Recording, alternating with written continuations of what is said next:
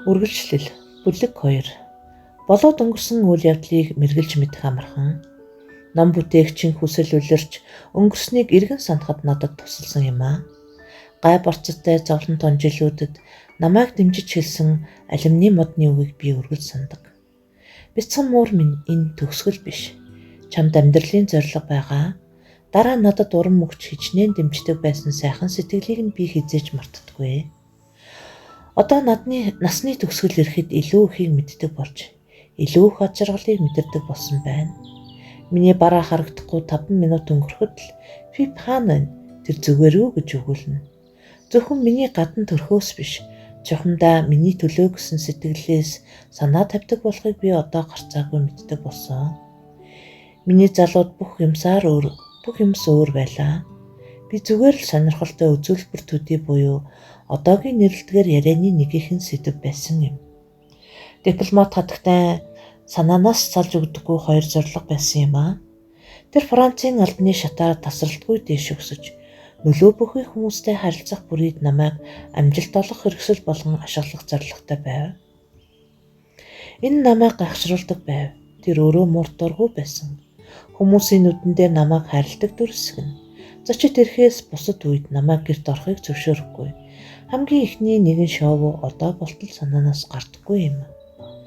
Нартай дулаахан өдөр байсан. Би цэцэрлэг зугаалж явлаа. Нэг хэсэг хугацаанд би цэцгсийг сонирхон тэдний тоосон цэрийг зөгөөнүүд хэрхэн зөөж авч явахыг ажиглан сонирхож саадлаа. Дараа нь Улиангарын голд анхаарлаа хандуулав. Саяхтар энд хуршайлын нохой байсан юм аа. Түүний үлдээсэн захиасыг унших хүсэл намайг эзэндэв.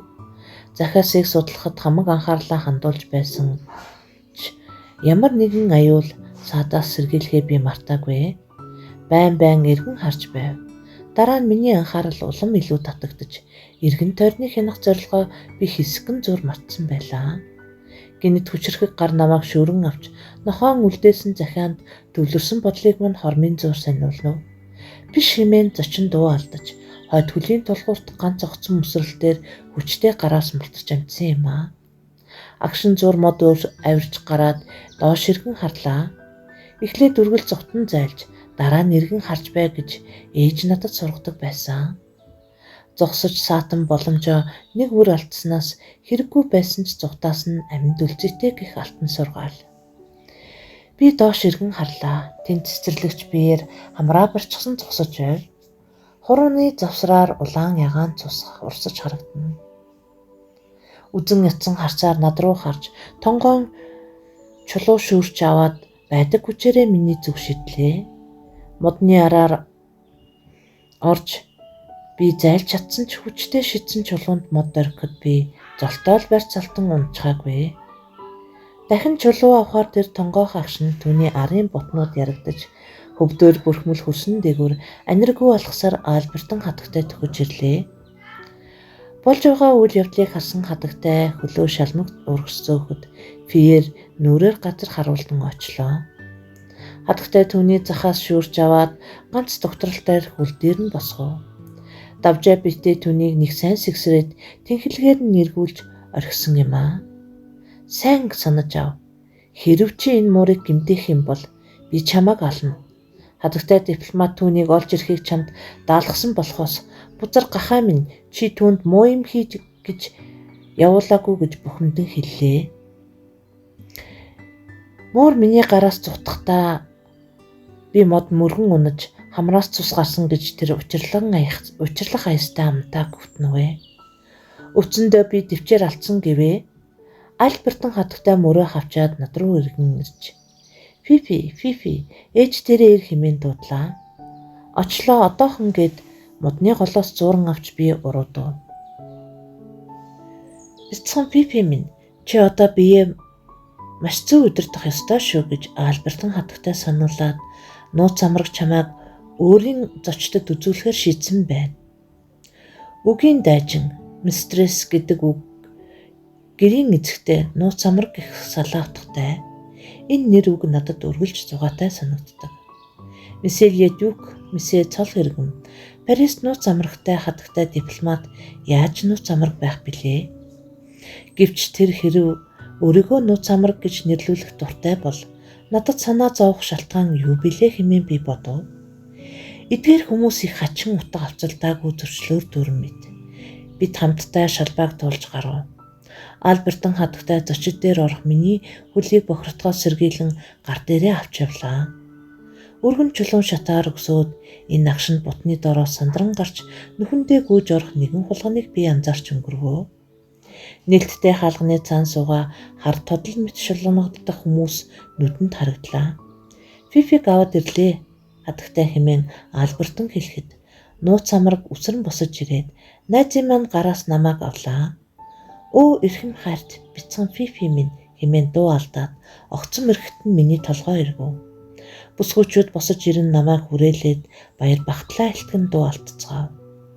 Тэр үед Францад Сиамын мөр маш ховор байсан юм аа. Тэр бүхэл тэнд байсан эрэгтэй хүмүүс босож намайг сонирхон харж байлаа. Миний хар хушуу цэнхэр нүд, хар сүлтэй цайвар шаргал бие тэдний сонирхлыг ихэд татсан илхэн байв. Маш ховор амтандаа гээл нууц амраг цааш нь гайхалтай ухсаа маш үнэтэй бодгаал. Их ээлдэг хөөрхөн шүн надтай унтдаг юм гэлээ. Түүний улаан цам худал үгийг сонсоод би тэсгэлгүй дуу алдахад айсандаа бүгд алхам ухарсан юм аа. Энэ зүгээр ярьж байгаа юм хэмээн Альбертон хатагтай бусдыг тавьшруулв. Түүнийг энд хамт байхыг эмийг яаж мэдхүүгээд тушаасан юм. Нууц амрагийн худал ярихыг хараад Альбертон хатагтай миний нэгэн адил гайхаж сарай нь хувирсан харагданаа. Хатагтай нарын нэг нь "Ренни минь, та нар Америк руу явахдаа энэ муурыг аваад явах хэрэгтэй юм байна. Америк бүсгүүчүүд чи хэрв таалагдвал тэд танаа нөхрийн тушаал ахид тусалж чаднаа. Харин бяцхан муур тэдний анхаарлыг татахад гарцаагүй. Нууц амраг нэмгэн уруулаа жимээхэд түүний ам үзэгдэхгүй болох шиг болов. Түүнийг авч явах гэж юу гэж эргэлзсэн байртаа асуугаад би үнийг яаж хийх билээ? Энэ нь түүнд хүндрэл учруулна. Дараа нь эргүүлж авчрах гэж бөөн асуудал. Асуудал биш Ренни. Чи намайг гайхшруулж байна шүү гэж найз бүсгүй нь хэлээд надад танил амтны эмч байгаа. Тэр чамд эм өгнө. Нислэгийн бүхий л хугацаанд муур унтаж хүрэх болно. Үүнийг эсгийгээр доторлсон хайрцаг тэгээд дипломат ачааны хамт дэлгэх боломжтой гэлээ. Нууц амраг толгой дахиж харагдав. Тийм шүү Антуанета. Тэр хаягаа надад өгнө үү гэлээ. Нэг хэсэг хугацаанд хүмүүс миний бие галбирыг гайхан биширч урт хөл хар сүлийг мань шагшин махтах зуур би зочдын өрөөнд үлдэж сатсан юм. Сиамын мөрийн хамгийн шилдэг үйлдэл нь босоо матгар сүлтэй байдаг гэж би бодсон юм гэж зочдын нэг хэлэхэд тийм бишээ гэж нууц амраг итгэлтэйгэр хэлээд тийм сүлтэй Сиамын мөр одоо мод бишээ. Сүүл нь шулуун байх тусам илүү сайн мөр гэлээ. Товчхондоо бид түүнийг эр мууртай нийлүүлэх бодолтой байгаа. Дараа нь та бүхэн зулзах санал болгох болно гэв. Удахгүй Альбертон хатагтай зочдын өрөөг орхиж гарлаа. Түй 2 хүлтэй ийм үйлдэлийг сонсохын оронд 4 хүлтэй мууртай харьцах нь илүү дээр хэмээн уурсан хэллээ. Би гайхан эргэн тойрныг харлаа. 2 хүлтэй муур би хизээж хараагүй. 2 хөлөөр хэрхэн хормын зөөр үсэрч харин шалмаг шилжилт хийж ер нь яаж амьдарч болохыг төсөөлж чадахгүй байлаа. Миний ард хаалттай халганаас өөр юу ч байгаагүй. Юу ч ойлгоогүй. Гайхаж хоцорсон би толгой сэгсрээд Альбертон хатагтай араас явлаа. Харанхуй бүрээ болж борооны нарийн тусал цонхны шил даган урсаж эхлэх үед Альбертон хатагтай өрөөний утас огцом хангинав. Утас авахаар тэр дээш гарахад нууц амрагийн чанга хахир дуу намгүмийг зочоож Альбертон муур танад байна уу? Тийм хатагтай. Түүний би тийм ч сайн биш байгаа хэмээн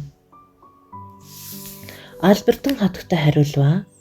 Нууц амрагийн дууны өнгө илт чангарч би танд хэлсэн биш билүү? Зочид байхгүй үед тэр гэрт байх ёсгүй гэж хурдан түүнийг ирж түүнийг гадагш гарга. Би таныг сайхан сэтгэлээр энд дагуулж байгаа. Танаас надад ирэх ашиг гэж өрдөөч байхгүй гэлээ. Хатагтай Альбертон дурамчхан маягаар нэхмэл ноосон пальто, дээрээс нь цуу арайчуу татаж чангаан байж өмсөөд алчуураа толгоогоор болоо. Намайг гартаа авч альчуурт ороогоод арын шатаар уруудав. Зарцын өрөөгөөр дайрж гарч хідэн аваад гадагш гарлаа. Хүчтэй ширүүн салхи бидний нүрийг алгадав. Салхин тугдах хар өвөл шөнийн тэнгэрт нам давгуур хөвнө. Өндөр улаангарын зүгээс шар шууны уруу дорой дуу сонсогдлоо. Түүний барихаар завцсан хулганыг бид үргээж дайжуулсан бололтой. Боронд нарсан моддын мөчрөс бидний хүрэх тоолонд усаар гөвж норгож байлаа. Харанхуй жимээр явхад амаргүй. Хөрс норж гусамтгай болжээ. Альбертон хатагтай гарч хідэнгийн бүдэг гэрэлд хөлөө болгоомжтой зүүн тавьж урагшлахдаа хатагтай дипломатыг зөвхөн амдаа өглөж түүний учруулсан гай бохныг иргэн санаж явлаа. Бидний өмнө газар дээр ажиллах зориултын багаж агуулах жижиг амбар орчноос ялгарн бүдэг батаг браантан харагдав. Тэр хаалгыг нэг түлхүүртээр онгойлгон орж явчихлаа. Түүний элбэг хувцас цэцгийн савнд хүрэлцгэд шалан дээр унах чимээгээр зочин биеэ хураа. Зочид сандарсан миний сүлний ус хүссэн хүсээгүй сүрийн босож нурууны арь сатралтлаа. Гарч хідэнгээр гэрэлтүүлж хадагтай Альбертон амбарын буланлууд өгөхөд миний ордерны хэрэгсэл болох хуучин сонинууд долноороо байлаа. Тэр эмэгтэй өөрөө ийм газар байж үтсэн ч бол гэж өглөө тэр хачин авираасаа хагас хугас салах байсандаа гэлээ. Тэр намайг аяархан доош буулгаж уух ус байгаа эсхийг шалгав. Би сүү уухгүй зөвхөн ус уудаг байсан. Миний хажууд мэлхийн хөл хид хидийг тавьж орхив. Миний толгойг нөхсгөөр илээ тэр гарч хаалга зөөлөн хаав. Түүнийг холдон одох хөлийн чимээ салхины үлээлд төмөр дээвэр дээр буух борооны туслын дунд дарагдан бүдгэрлээ. Энэ газрыг би үзэн яддаг байсан. Энд хоригдож байгаа намайг хүмүүс зарим үед мартаж орхино. Хаалга нэгдэхээс өмнө би гарч чаддаггүй. 2-3 хоногоор усгүй, хоолгүй, хоригдохын зовлон олон удаа утсан. Хашгирч олиод нэмэргүй. Учир нь энэ амбар хүмүүсийн байр сууцнаас дэндүү алсад, бусад байгууламжаар халахлагдсан төглийн дунд нууцлаг оршино. Би өсөж цанган хоолой хураашиж, арган хэвтэхтэй, элдвийг боцохын зэрэгтэй, удаан харагдаагүй намайг хэн нэгэн санаад юу болж буйг харахаар эргэж нэг ирмээртэй хэмээн гордож хүлээдэг байлаа. Одоо бүх зүйл өөр болсон. Энд надад хүнтэй харьцаж байгаа мэт ханддаг. Би энд бараг бүгдээрээ үлэм шахан байдаг ч идэх ухаар би дутаагүй. Би өөрт зориулсан жинхэнэ орон дээр хэвдэж унтаж амардаг. Өнгөрсөн амьдралаа эргээд харахад би үл төгсөх түнэр харанхуйн дундаа илж явсан мэт. Одоо бол наранд гарч хайрын элчин дулаацаж явна. Урд нь хэн нэгний хөлийн чимээнээс айж болгоомжилдаг байлаа. Одоо бол хүн бүр намайг халамжилж байна. Надад мэдэгдэлгүй тавилгыг зөөж байрлалыг өөрчлөх гэж байхгүй. Учир нь би одоо хөгшөрч хараагаа алдсан. Өөрийгөө халамжлах чадваргүй болсон. Ламын хэлснээр би амар амгалан думпсан. Ад жаргалтай инкрийхэн эмээ. Энэ үгийг давтах энэ агшинд би тохилог бүдэн дээр амарч нарны элчинд дулаахан тухалж байлаа. Бүх өдрүүд харвы бүрийн мэт байсан тэр газар одоо болтол надад сүрсэн онгоцны сэг мэт сэтгэл эмзэглүүлсээр байдаг юм. Сэтгэл догтлоо хачин нэг мэдрэмж гинэт намайг эзэмдэв. Би өөртөө итгэлгүй байснаас болгоомжтой аяархан дуу аялав. Би цэцэрлэг дундуур ямар нэг юмний эрэлд явж байлаа. Миний хүсэл бүрхэг мөртлөө шаргуу байсан юм. Онгорхой цонхонд дөхөж ирээд дотгош ор зөрхөлсөнгөө зогс тусч чадсанлаа. Энэ мөчид дипломат хатагтай уцаар арих сонсогдов. Тийм ээ. Тэр эмэгтэй утцсан. Би түүнийг одоохон илгээнэ. Та маргааш хүлээн аваарай. Тийм зулцгнуудыг аль болох яаралтай хурдан зармаар байна. Хэсэг хугацаа өнгөрсний дараа Гастон нэрж намайг бөгчим модон хайрцаг суулгаад таглаж орхив. Хайрцаг дотор бөгчим мөртлөө үнэр нь их сонирн байсан. Түүний дотор хүнс зөөлшний зүйлс байв. Мэлхийн хул, эмгэн хумс, мөн түүхийн мах бас нэг ногоон зүйл байсан. Надад туйлын сонин санагдсан. Гастон хайрцгийг өргөж намайг гаражид авчрахыг би анзаарч мэдсэн.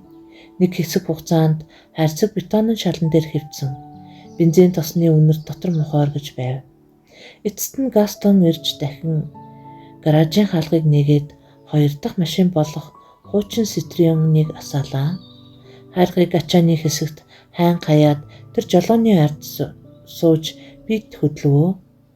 Миний хувьд аимшигын аялал байлаа. Огцом хурдтай эргэлт болгон дээр хайрцаг ийш тийш гулгаж тээсний хишгийн хан бүрийг мөргөж явлаа. Дараагийн ээлжилт эргэлтэн дээр байтал мөн л давтагдав. Хайрцагт харанхуй янтангийн утааны үнэрээр миний амьсгал боогдон ханиалгаж явлаа. Энэ аялал хизээч дуусахгүй юм шиг надад санагдаж байв. Эцэст нь машин огцом эргэлт хийж тоормос хүчтэй хятан дуграад эргээд тэгширч цааш давтлахад миний хайрцаг эргэлдэн хөмөрч урууга харлаа. Би замгалын дээгүүр мөлөхөд хуц үзүүрт хамар зургадаж сус гарав. Citroen хүчтэй дөргиж чичигнэн эцэст нь зогсоход гадаа хүмүүсийн ярих дуу сонсогдлоо. Ачааны хэсэг онгоож агсан зуур цэмээгүй босноо танд би биш дуу гарч харж байна уу цус гэж хэлэх нь сонсогдсон юм. Миний хайрцагийг өргөж явхад тухайн хүний гар дээр би зайлигдан замциж явлаа.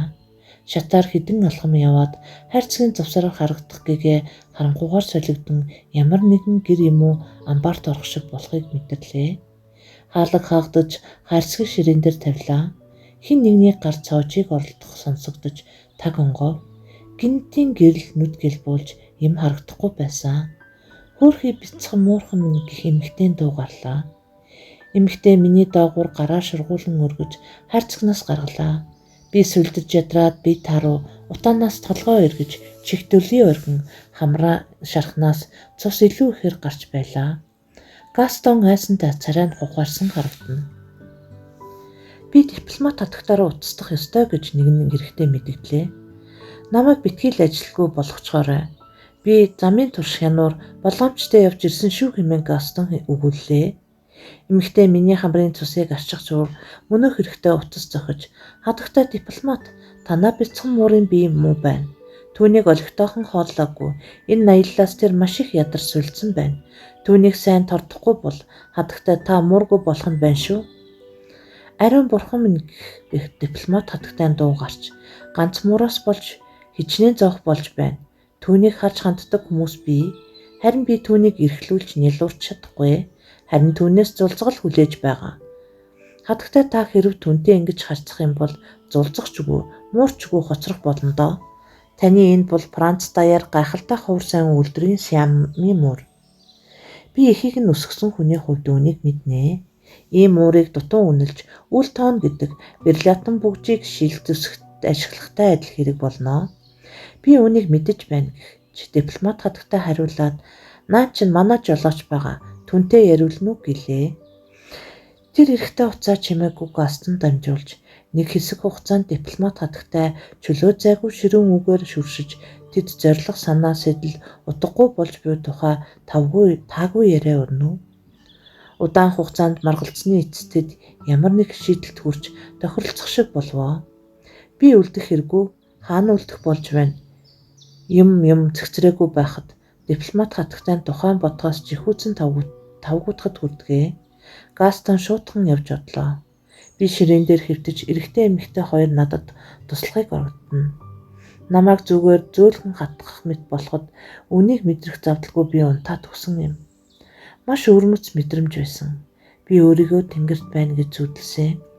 Олон тооны муур намайг сонирхон яриа өдөж хаанаас ирсэн, юу хийдэг, эцэг их маань хэн болохыг талаар асууна. Xiaomi-ийн бүх морин адил тэд мөн Францаар цэвэрхэн ярьж байсан. Би толгоогоо арай ч үргээд нүдэ нээлээ.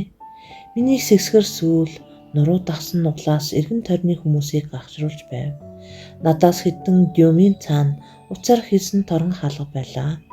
Би цэвэрхэн сүрлэн дэвсгэр дээр хэвтэж байв. Торон хаалганы цаана том тасалгаа байх ба дотор нь дүүрэн муур хэдэн жижиг ноход харагдана. Хоёр талаар нь миний хуршүүл болох Xiaomi мурууд байсан юм. Сүрсэн онгоцны үлдэгдлүүд хөдөж эхэллээ хэмээн тэдний нэг хэллээ. Инхрийхэн амтан минь чамайг оруулж ирэхэд чиний сүүл буусан байсан. Хэрэг бас нэг нь хэлв. хэмээн бас нэг нь хэлв. Чи хаанаас ирсэн юм бэ гэж Перс муур өрөөний нөгөө булангаас сорилов. Энэ олон муураас болж өвчилж мэдэх юм байна гэж шалан дээр хэвтэх харцагт пүүдэл өглөн хэллээ. Тийм шүү гэж миний нүднээс далд байх жижиг нохоо дэмжиж энэ хатагтай нарыг гэр герт нь хөөж явуулах хэрэгтэй гэв. Энэ Янк нохооны хэлхийг сонсвоо. Саяхан ирчгэд ийм юм ярих хэрэггүй баймаар тэр энд зүгээр нэг хоолны сав өөр хинч биш хэмээн хажуугаас нэг нь хэлв. Намайг Чава гэдэг. Миний өндөвчийг авчихсан хэмээн баруун талд суугаа охин муур өгүүллээ. Миний нэрийг Сонтю гэдэг. Зүүн талд байгаа суугаа муур хэлэхэд би нохоолтой зодолдоо түүний нэг сайн болгож өгсөн. Чи түүнийг харах болно. Би үнэхээр хандыг нь дарсан гэв. Миний нэр Фифи гэж би зоригт муутай хэлээд нас нөхцөн миний ээж болон өөрөөсөө өөр нэг Сиамын муур хараагүй байгаа гэв. Нэг хэсэг хугацааны турш том өрөөнд чимээ алдарсны дараа хоол барьсан хүн орж ирэхэд бүгд сэргэн шүүгэлдэж эхлэв. Бүгд дуушуу орлоо. Ноход өөрсдийг эхлэж хооллох ёстой хэмээн мэдгэдэд мууруу дургуутсаж хуваа хичээсэн гахаанууд гэж дургуутслээ. Хоол аяглах, тавглах, савн тус юулах чимээ сонсогдноо. Дараа нь нохтыг хооллох чимээ илэрхий тод. Нэгэн эрэгтэй ойртож ирээд намайг харлаа. Мөн нэг эмэгтэй над руу төхөж ирэв. Тэр сэрчгсэн байна гэж эрэгтэй мэдэгдэв. Дур булаан бяцхан хөөрхөн амтан гэж эмэгтэй хэлээд бид түүнийг эмчилж тэнхрүүлэх ёстой. Ийм байдлаар тэр зулзаг тех боломжгүй гэв. Тэд надад 5 дүүрэн хоол өгч өгөөд өөр бусад руу зүгэллээ. Миний бие сул идэх туршил бараг байгаагүй. Гэвч хоолноос шууд татгалцах нь бусдаас гажууд харагдах тул хоолыг яаж игээд идэд тусгасан. Тэр өлссөн бэжээ хэмээн мөнөх хэрэгтэй хэллээ. Түүнийг Агнест дохлох өрөө шилжүүлээ. Тэнд илүү надлаг. Миний бодлоор энд олуулаа болохоор түүнд тохгүй байгаа гэж эмэгтэй хэлсэн юм. Эрэхтэй намайг хайрцагт минь суулгаад өрөөний голоор өнгөрч өмнө анзаараагүй нэг хаалгаар авч гарлаа. Баяртай гэж Чава өндөр дуугаар хэлээд тоцров. Танилцахад таатай байлаа. Бусад мууртай уулзахдаа миний тухай сануулаарай хэмээн Сонтю захиад үлдээлээ. Би хаалгаар гараад нарны гэрлэгц туссан нэг саруулхан өрөөнд ороход гол том хэсэгт томгөгчийн торон чингэлэг байгуулсан байв.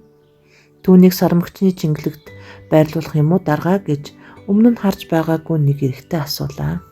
Тийм ээ гэж намайг авч яваа эрэгтэй хэлээд түүнийг тордож тэнгэрүүлэх хэрэгтэй байна. Ийм нөхцөл төр хээлтээж явах чадваргүй сул байгаа гэв. Юу гिचвэ? Юу тийж явах гэвэ? Тэд намайг энд ажилуулж аяг тавг юм уу өөр ямар нэгэн юм зөөлгөх гэж төлөвлөсөн хэрэггүй. Тэр хүн том чингэлгийн хаалгыг нээж намайг дотор нь суулгав. Энд тунч тухтай байлаа. Харин нэг юм нь аривдгах чингэний үнэр мэдрэгдэж байсан юм. Чингэлгийн дотор модны мөчрөөд тавир байх бөгөөд надад зориулан ёроолд нь сүрэл нямбалж дэвсэн хайрцаг бэлдсэн байв. Би очныг анхааралтай ажиглав. Учир нь байрлах газраа эхлээ сайн судалж байхыг ээж минь сургадаг байсан юм аа. Модны мөчрөөд онцгой сэтгэл татан байсан. Би мөчөрт хумсаа шигтгэн үзүүлж энд надад таатай байгааг илтгэсэн. Мөчрөөр дамжин явж орчин тойрныг харж хаалтыг үнэрлэн дээр юу болж байгааг ажиглалаа. Энд хангалттай том орон зай байсан. Хажуугийн бүх гарц дээвэр хэсэг битүү торон хаалттай байв. Шалны хэсэг жижиг мод бут суулгасан байлаа. Энэ бүхнийг ажиглах зуур миний нүдэнд нэгэн үзэсгэлэнгүй Сиамын муур зугаалж яваа нь харагдлаа. Түүний бие үнэхээр сунгар, урт гоолог, дал мөр, сэрвээ хүчрэхэг, сүүл нь бүр тас хар байсан. Өрөөгөөр 50 аргагүй хөндлөн явж өнгөрөхдөө тэр хамгийн сайхан хайрын дууг аялж явсан юм. Би түүний гайхалтай дууг сэтгэл догтлон сонссон. Харин түүнд хариу барих зүрх зорих дутсан юм аа. Миний зүрх хүчтэй зохилж хачинжигтэй мэдрэмж намайг эзэмцэн. Түүний бараа тасрахад би сая гүн амьсгал авлаа. Нэгдэж гайхсан би нэг хэсэг хамгийн дээд талын мөчөртэй сууж садав. Намайг эзэмдсэн мэдрэмж барьц алдуулж, сүүл маань таталтан хөлжичирч өөрийгөө хянах чадвараа алдаж байв. Юу муур байсан? Ямар сайхан бие хаавэ? Би түүнийг бие алсгалын сямын сүмд чимэг болон тахигдж байснаар төсөөлж, шаргамжтай тахилагч наранд нойрмолон хэвтэх, түүнийг ийдгээр мэдлэлчж байхыг харсан мэт санагдлаа. Би андуурсан юм болов? Тэр над руу зурус зэрэс хараад миний тухай бүгдийг мэдэж байгаа юм шиг дүртэй байхыг анзаарсан. Эрийн дүүн тухай бодлоос минь болоод толгой өргөж байв. Би чичирсэн хэвээр, би мөчрөөс айжин бууж, унтлагын хацагт орж бодол болон хэвтлээ. Энэ шөнө 50 унтаж чадаагүй. Дараа өдөр нөгөө хүн намайг амаргүй хүнд аялал, яндангийн хорт удаанаас болж сэтгэлийн хямралд орсон тухай онож хэлсэн юм аа. Харин юунаас болж сэтгэл хүчтэй догдсныг би өөрөө мэдэж байлаа. Бүхэл шүнжин түүний гайхалтай харах шүү. Ихэмсэг сүрлэг матгар сүүл санаанд орж ирээд салахгүй байсан юм. Мөн тэр хүн миний байдал сайн биш байгааг сануулж амрах хэрэгтэйг зөвлөсөн юм. Энэ чингэлэгт би 4 өдрийг өнгөрөөсөн. Энэ 4 өдрийн дараах өглөө намайг торон бүрхүүлтэй жижиг байранд шилжүүлсэн юм. Шал руу буулж эргэн тойрныг ажаад энэ миний байр нөгөө гайхалтай төрсөн эр мөрийн гэрээс зөвхөн торон ханаар загалсан болохыг олж харлаа.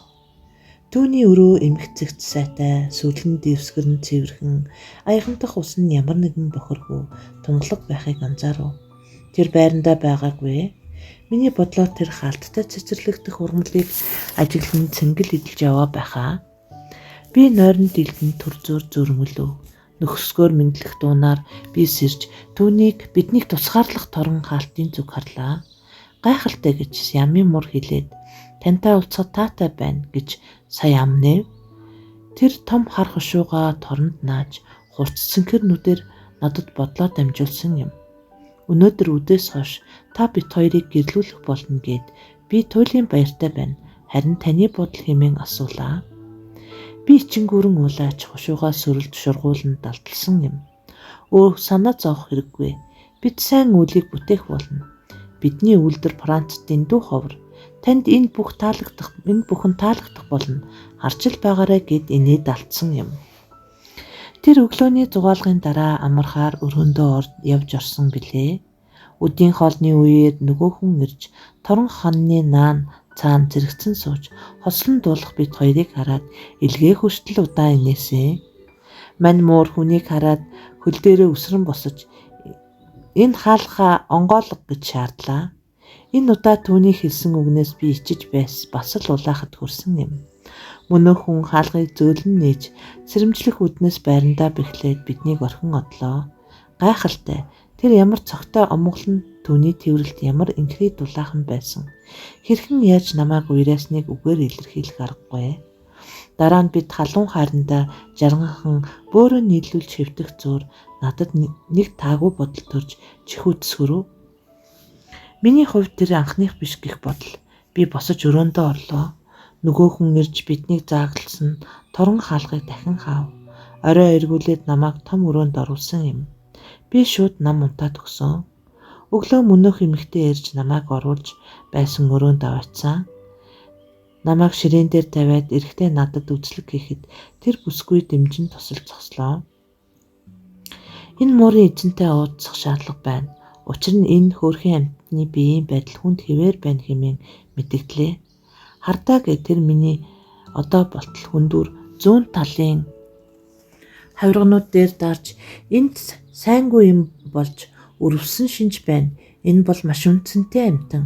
Үүнийг тоож хэрэгсэхгүй байж болохгүй гэж хэллээ. Маргааш тийшээ явж эзэнтэй нь уулзах уу гэж эмэгтэй хэлв.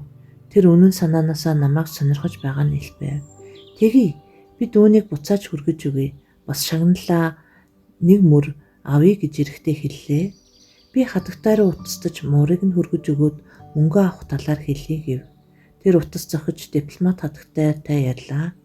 Муур хүргэлт хийх үйлчилгээнд төлөх франк хатагтай санааг хамгаас илүү зовоож байлаа. Нилээд ярилцсны эцэст муурыг эргүүлж газар дээрээ авсны дараа хатагтай төлбөр хийх нөхцөл дээр тохиролцсон юм. Ингээд маргааш өдрийн үд бүртэл би эндээ үлдэж дараа нь хатагтай дипломат руу илгээгдэх ёстой болов. Жорж Нашер гээд энэ муурыг сарамгчны чингэлэгт хийчих маргааш болтол тэндээ байг гэлээ.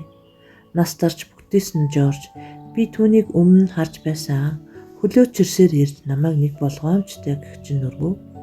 Мөр дээрээ суулгаад өрөөнөөс гарч явлаа. Том өрөөгөөр тэр сааталгүй явж өнгөрсөн тул би тэнд байсан амьтдаа үг сольж амжаагүй. Дараа нь сарамгчны чингэлэг байгаа өрөөнд явж ороод хаалга хав. Тэр богино олсоор хэц татах хоромхон зур саатаад хөөрхөн амтан энэ богинохон амьдралд хинч түүнтэй тоглож байгаагүй нь мэдээж гэлээ. Би юм налуу мөчөр дамжин дээш гарч тороор бүрсэн байрыг ажиглав. Энд миний сэтгэлийг сэргээх юм байсангүй.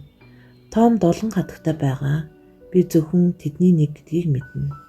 Муурын үйлдвэр мэддэг хүмүүс эр муурыг үргэлж Том, эмийг нь Даам гэж нэрлэдэг. Энэ үндэс угсаатай ямар нэг холбоо байхгүй. Зүгээр л үгийн цуглуулга. Хүнд жингээ дааж ядсан үнчин ганц мөчөр доош тонгоосон байлаа.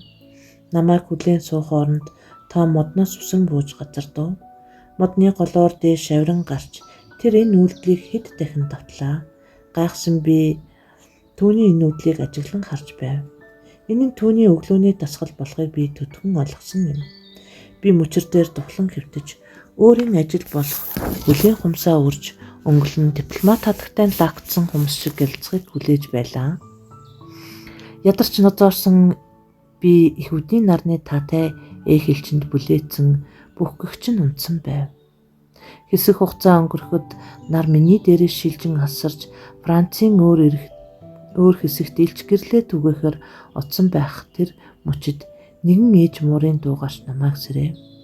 Бараг хөршгүй асад байх цонхны цаана энэ зун олон удаа харж байсан хөгшин хар муур нүдэнд туслаа. Тэр элтчин нэмсэн харагдана. Цонхноос илүү гарсан давцан дээр суугаад чихээ цэвэрлэж байгаа түүнтэй уулзаж ярилцах хүсэл надад төрсөн юм. Өө чи сэрчгсэн байна. Чам энэ таатай байгаа гэдгийг найдаж байна. Манай энэ Франц дахь хамгийн сайн үйлчилгээ нэвтэрсэн газар гэдгээр бид бахархдаг юм. Хоолчин таалагдсан уу? Баярлаа. Намайг маш сайн тодорж асарч байсан. Та Владилица хатагтай мөн үү? Биш ээ. Олон хүн ингэж андуурдаг юм. Би олдмол муур, сургах, үүрэг зорилгыг сурталчлах ажил эрхэлдэг юм. Сүрэгт нийлхээс өмнө би тэднийг нарийн шалгаж нэгтэлдэг. Энэ нь нэгт нямбай ажиллагаа шаардсан нарийн ажил. Нэг хэсэг хугацаанд бид өөрийн бодолд саатаж чимээгүй суув. Таны нэр хэмбэ гэж би асуув. Баатар бол гэж тэр хариулаад. Би үргэлж тарган байсан. Миний ус тосолсон юм шиг үргэлж гялцдаг байсан. Гэвч энэ нь миний залуу байх үед гэж тэр нэмж хэлээд. Одоо би олон төрлийн ажил үүрэгтэй. Чамд сая хэлсэн энэ ажлаас гадна шүү. Би бас хүний нөөцийг хариуцаж нэг чуулган тийш хавтуулахгүй хамгаалдаг. Баатар бол тосон бөмбөлөг. Англи. Тэр хоргом зур чимээ идэж өөрийн ажлын үргийн тухай нэг бодоод үргэлжлүүлэн. Чи манай адууны түүхийн махыг амталж үзсэн үү? Эндээс явхаас өмнө чи заавал амталж үзээрэй. Тэр гайхалтай сайхан байж болох хамгийн сайн мах гэдэл бодчих. Саяхан Жорж туслах түүнийг хэсэглэн хувааж байхыг би харсан. Өнөөдөр оройн хоолнд өгөх бах. Хормын зур чимээгүй адснаа. Тийм өнөө оройн зоогт адууны мах өгнө гэдэгт итгэлтэй хэлв. Бид бодол болон хэсэг суу. Дараа нь хатагтай Баатар бол. За би явъя да. Чамайг халамжлах ажилд би хяналт тавих ёстой. Оо миний хамар сая хилээд өглөө. Жорж хоол аваад ирж явна гэв. Тэр цонхноос үсрэн булаа. Том өрөөнд адууны мах гэх дуу гарч надад эхлээд өгөөд өсөж байна шүү. Түргэлээрээ Жорж гэх яриа сонсогдлоо. Гэвч Жорж анхаарч сонсож байгаа янзгүй тайван байв. Тэр том өрөөнд сааталгүй шууж орж ирээд надад төрүүлж үлжилсэн юм аа. Бяцхан муур минь чамд эхлээд өгье. Бусд нь төр хүлээж байг. Чи хамгийн хүлээцтэй тайван ийм болохоор чамд эхэлж өгөхөөр шийдсэн юм гэлээ. Би хариуд нь хуржигнан дуурч намайг хүндэсгдсэн талархал илэрхийллээ. Тэр миний өмнө ариун савсан мах тавьж өглөө. Түүний үнэр гайхалтай сайхан байсан. Би түнд хөлөө зөөлөн хүргэж илүү чангаар хүржигнэн талархал илэрхийлсэн юм аа. Одоогоор чи ердөө бяцхан муур гээд би чамд жижиглээд өгье. Тэр нэн ээлдгээр махыг жилгэлэн хэрчиж өгөөд сайхан хооллолтой муур минь гээд бусдад хоол түгээхээр том өрөөрөө явж оров. Мах гахалтай байсан шүүслэг зөөлөн баг зэрэг чихэрлэг. Хоолны дараа бид суугаад нүрээ угааж байлаа. Шаржигнах чимээ гарахад толгоо өргөн харвал цанхны цаана харах ушуу гялцах хоёр нүд харагдав. Чанд би хэлсэн дээ. Үнэхээр сайхан зоог байсан уу хэмээн хатагтай Баатарбол яриа үлдв. Би адууны махнаас хамгийн сайныг нь сонгосон. Хүлээгээрэй, маргаас заах ёстой юм байна. Миний дуртай хүнс. Би өөрөө заавал амталдаг юм. За сайхан амраарай гэж тэр явж одлоо. Загс гинүү. Одоо би цатгалан байгаад тул хоолны тухай бодох хүсэл байсангүй. Манай гэрийн хоолноос энд шал өөр. Тэнд надад хүмүүсийн хоолны үлдэгдэл өгдөг. Тэр нь сүмс, элдв хачин амтлагчтай болохоор хил ам төлөх нь холгүй.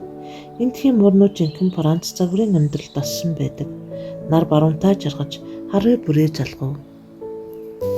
Шууд гэртээ яран хөдөлгөөнд орж хөгшин төрлийнхүүд энэ өдрийн ажлыг хэлэлцэн дүнсгэрээр дүгнэхээр нөхдөө дууднаа. Удалгүй харанхуй болж сарсан багвахаа гарч ирлээ. Шөнийн ялаа шавжийн араас мөдөх тэдний арьсан далав сар хийх чимээ хадааж тойрон эргэлднэ. Өндөр улаангарын цаанаас улаан шаргал сар шөнийн харанхуйд саад хийхин зөв бурууг дэнслэх мэт сэмэрхэн зохон гарглаа. Санаа амарсан би гүн амсгаа аваад үүрэндээ орж төдхөн бүх нойрон думсан юм. Би шүн зүудэлсэн. Миний бүх хүсэл боддоор биелсэн мэт байв. Зөвхөн миний төлөө гэсэн хэн нэгэн намайг мөрөөдөн надтай харцахыг хүсэн хүлээж байна гэж. Миний зүрх хайраар дүүрэн бүлэглэн догтолж байна гэж. Өмнөх гэртээ байх үед ийм догтлолыг зариуд даран намжаадаг байв. Яагаад гэвэл бяцхан муур миний хүсэл тэмүүллийг хэн ч сонирхож авч хэлцдэггүй байсан билээ. Одоо би аль хэдийн нас тогтсон муур хайр халамжаар хүрээлүүлж өөрөө ч хайраа түгээж харилцан хослон амьдарч байна гэж. Одоо бидэнд бэрхшээлийг даван туулах хэрэгцээ үе тохиолддогч энэ амьдрал надад хамгийн сайхан. Надад гэр бүл байна. Намайг бусдын адил энэ гэрийн бүрэн эрхэт гишүүн хэмээн тооцдог тухай зүдлж хонов.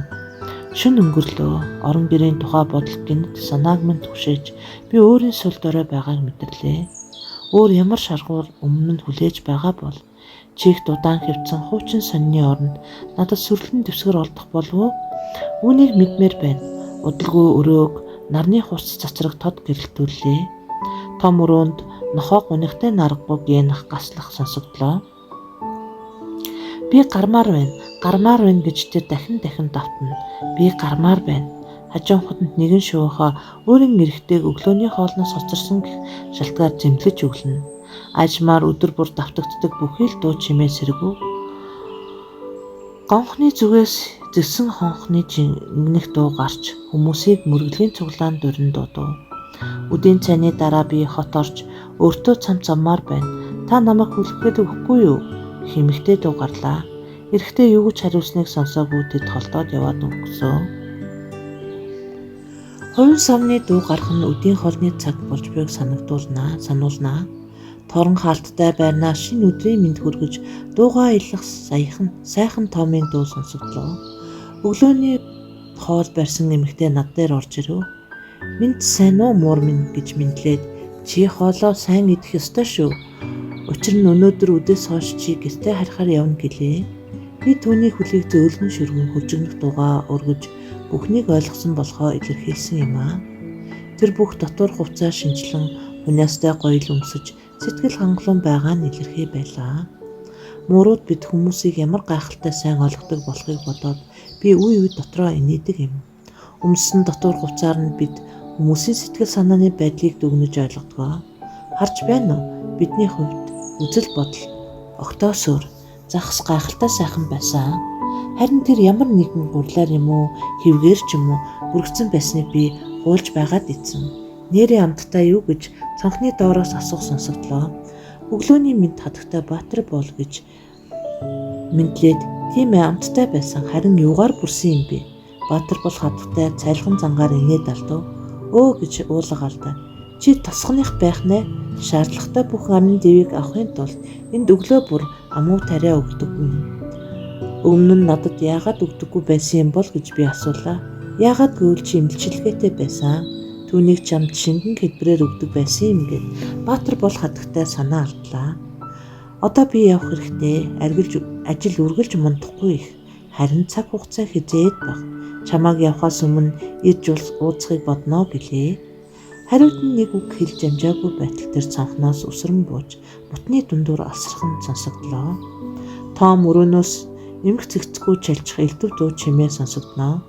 Тийм гэж батлаад Америк нохоо чи миний гэрлийн шонг бүү тойроод яваад бай. Надад эн чин таалагдахгүй байна. Хамаагүй хошуугаа шургуул шиншиж явах юм. Би түүнд сануулсан гэх сонсогдов. Өчигдөр өдөж хүрлцэн ирсэн Сями мөр Томфа Чавэд хандаж цэцэрлэгтэй танилцахыг хадагтай бидэнд зөвшөөрөх болов гэж асуув. Эдгээрийн ярианаас залхсан би цагирглан хэвтээд унтаад өгсөн. Түүнийг сагсанд хийх юм уу гэх дунаар би сайн нойрноос ирлээ. Хажуугийн хаалгаар дамжин эрэгтэй эмэгтэй хоёр миний өрөөнд орж ирлээ. Сагсанд хийх үү гэж эмэгтэй давтан асуухад хэрэггүй. Түүнийг сагсанд хийх шаардлагагүй. Би өвдөг дээрээ суулгаад явчихъя гэв. Тэр цонхон төхөд очиод хоорондоо ярьж түр саатав. Энэ Томфа тариагаар унтуулах үнэхээр эвгүй байна шүү гэж эмэгтэй сэтгэл зовнин өгүүлээд өөр ямар нэгэн арга байхгүй юу гэлээ. Эрэхтэй санаа зовонгоо мөрөө хавчаад ирүүгөө мажлаа. Би юу хийж чадах вэ? Муур хөгшин бараг сохор түүнд зарцуулах цаг хугацаа эзэнд байхгүй. Бид юу хийж чадах вэ? Хэсэг хугацаанд чимээгүй болов. Энэ үйлдэл надад таалагдахгүй байна. Энд чинь аллах шүү дээ гэж эмэгтэй санууллаа. Эрэхтэй чимээгүй л байлаа. Би торон байрны булан шигдэн хярж аль болох жижиг харагдахыг хичээсэн юм. Хөгшин бас сохор энэ цаазын ялт оноох бодит шалтгаан мөн үү?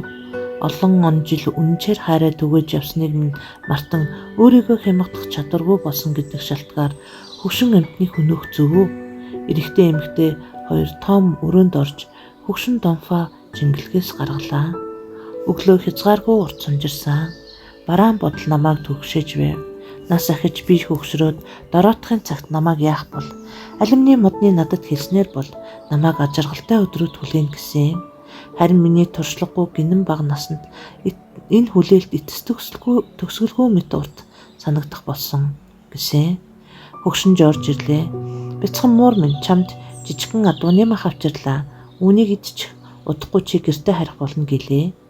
Би түүнд хүлээх хөргөн хуржигнэж талархал илэрхийлэхэд тэр зогсоод миний толгойг зөөлөн илүү. Би хооллоод дуусаад нүүр амаа цэвэрлэх үед намайг авахаар эмэгтэй ирлээ. Бид явах боллоо Фифи гээд дипломат хатагтайх руу гэлээ. Эмгэн шулмсынх руу. Тэр намайг гар дээрээ аваад хажуугийн хаалгаар гарав. Хатагтай Баатар бол аль хэдийн биднийг хүлээж байлаа. Баяртай Фифи гэж хэлээд эргэн улцгаар хурдан ирээрээ гэлээ. Баяртай хатагтай Баатар бол гээд би зочломтгой байсанд нь их баярсан шүү гэлээ. Том оврын хуучин машин руу эмэгтэй явж хүрэхэд эрэгтэй хүн тэнд хүлээж байлаа. Эмэгтэй машинд орж бүх цон хаалттай эсгийг шалгахад эрэгтэй сая машинд сууж хөдөлгүүр асуув. Машин байрнаас огцом хөдөлж удалгүй манай байр руу хөдлөх замд нийлвэ. Өргөжл бий.